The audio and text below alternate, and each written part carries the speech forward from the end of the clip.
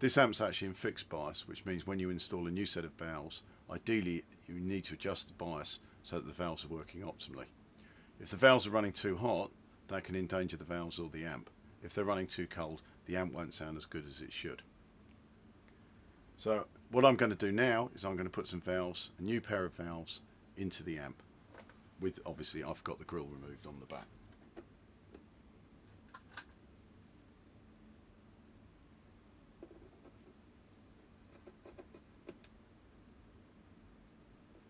Okay, I've now installed the valves.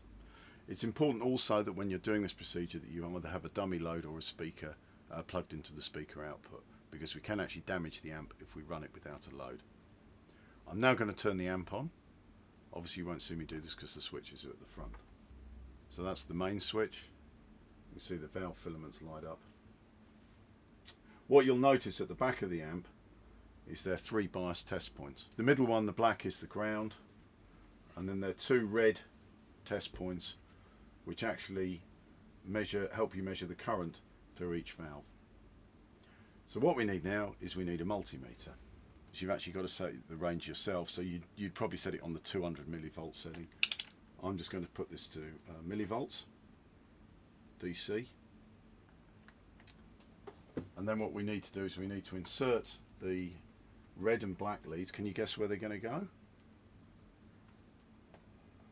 The black lead goes to earth, and the red lead we're going to actually measure the current through valve 1. And what we can see is we're only getting 8 milliamps going through that valve, which is way too low, and the amp will actually sound very bad with that low amount of current. So what I'm now going to do is I'm going to take a jeweler's screwdriver and I'm going to adjust the bias pot until we get the recommended amount of current. In this amp, the recommended amount of current is 35 milliamps, which corresponds to 35 millivolts on the meter. So I'm just going to insert the screwdriver into the bias pot, and as you can see, as I rotate the bias pot, the current goes up.